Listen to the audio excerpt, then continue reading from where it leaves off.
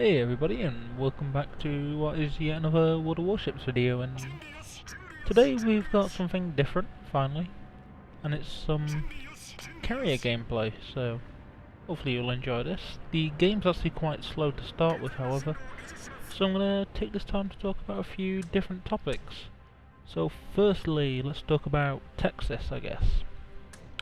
So, I'm guessing you all know about what happened in Texas with the huge hurricane which became a tropical storm by now. It's left quite a lot of people displaced, and, well, it really shows just how dangerous nature can be. But at the same time it also really does demonstrate just how well people can pull together to help each other. Because the amount of people that have been going around helping each other, it's been, it was surprising to see just how well people pulled together, I guess. So, another thing you may not actually be aware of, however, is Battleship Texas, which is in Texas, actually at Houston, is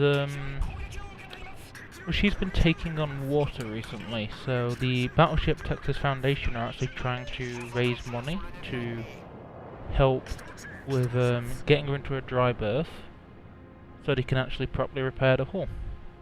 So, if you can, that's probably a good thing to look into. But I'm not going to stay on that one too long because there's a lot more. There's people out there who know a lot more about it and could probably give a better description, so I'll let them. So moving on, we'll talk about World of Warships and what's coming up soon. So, British battleships tomorrow, literally in a few hours from when this is recorded. So, definitely looking forward to those. We have a very nice collection of battleships coming, starting with the Bellerophon, or Bellerophon. I can't actually pronounce that. At Tier 3, which was the it's the production run of the Dreadnought class, basically. And yeah, you've got a few typical sort of super dreadnoughts, the Orion, Iron Duke, Queen Elizabeth making a return. Personally, I'd have preferred to see Revenge of Queen Elizabeth. Probably was easier to get into the game, and both are equally awesome ships. Then we've got the good old KGV, King George V, coming in, Tier 7. There was a bit of a controversy around that, but you know, it's a nice, it's a good ship, Tier 7 battleship with a lot of potential, and it's going to be nice to see in the game finally. At Tier 8, Monarch, which is, you know, Monarch. The Monarch, some people don't like it, some people do. It's going to be a strong ship, not quite a North Carolina or Alabama, but it'll take the role of the Amagi, so it shouldn't be an underperforming ship by any stretch of the imagination. But then at Tier 9, the ship which I've been looking forward to the most is Lion, because I've always liked the Lion class. It's always been a case of what if it had been built, and she looks very strong, and it looks like it'll be a joy to play, so I'm definitely looking forward to finally having my chance to play that. But at the same time, I'm also worried about the current state of the Tier 10, because honestly it kind of feels like the Tier 10 is probably slightly too overpowered. Although I haven't yet played it, so a lot of it comes down to, I guess, the teams you're fighting against. If you're fighting against teams that focus you down, clearly you're going to be in trouble. But if the enemy teams aren't actually focusing you and allowing you to actually heal up and continue to absorb damage and heal, you really won't be having all that much to worry about. So I look forward to the Line. I'll definitely be playing it, and I do actually have the Nelson as well, but I've not actually bothered to make a video on it because, well, Nelson, I love the ship, but I've not really had a game that stands out. So I'm gonna stand by with that one and just wait and see what happens, and hopefully have a game soon which really makes me go, wow, okay, and you'll be seeing that. So,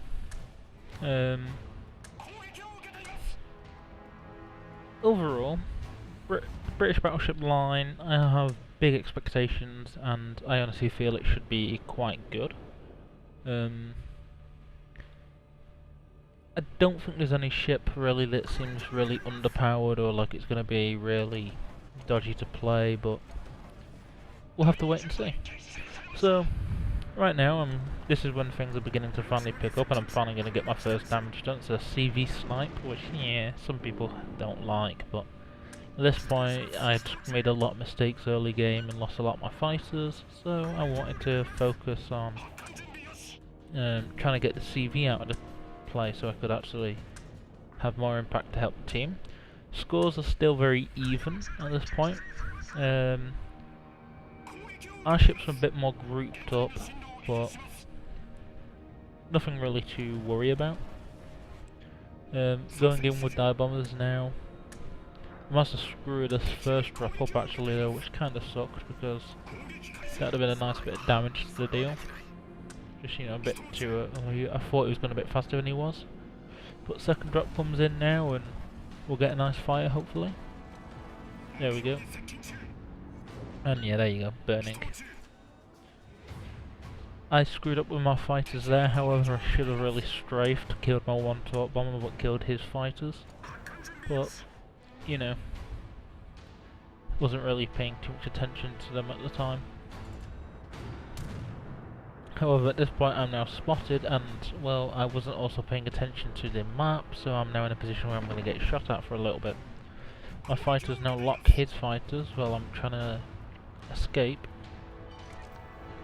My torpedo bombers are now all reloading on the flight deck. My dive bombers should make it back okay. Though, saying that, those fighters are probably about to die. So, yeah, there you go, see, that's decent bit of fire from the Congo there, and a few attackers probably about to start shooting at me. All I can do right now is run and try and get some distance between me and those fighters, so I don't have to worry about being spotted anymore, but at this point I wasn't sure if their CV was going to actually try and permanently spot me, which would be the smart thing to do. But it does seem like he wasn't really paying all that much attention, and there you go, he pulls them back. So now I'm about to go undetected, and there we go.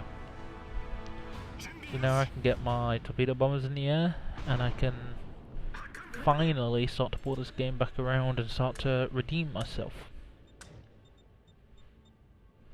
So I'm being spammed there by the Fubuki to spot, but there's not really much I can do when I've got multiple ships chasing me down.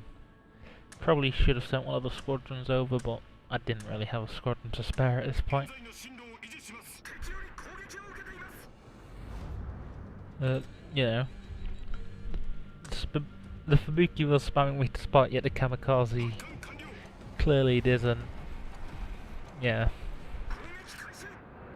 So there's my first drop on the Fury Attacker. This is actually a decent drop, and definitely should put a few holes in his ship. And here comes the second drop to finish him off.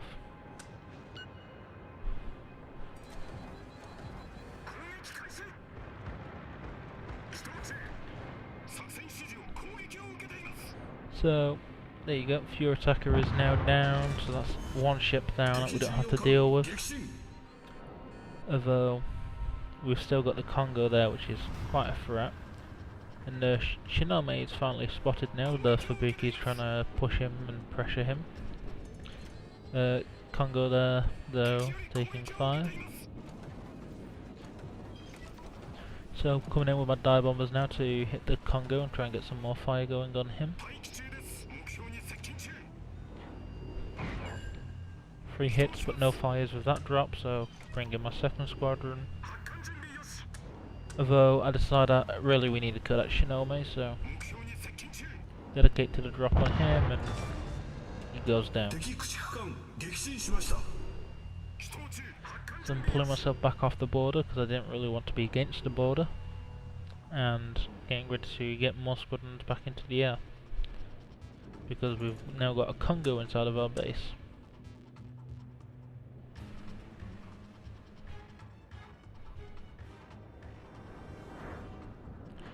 But I think at this point what I'm going to do is actually I'm going to leave you here now to enjoy the rest of this game, because this is where things really begin to pick up now. So I hope you enjoyed, and I'll probably have a video tomorrow, or I'll have something soon with all the British battleships. So hope you enjoy, and I'll see you then. Peace.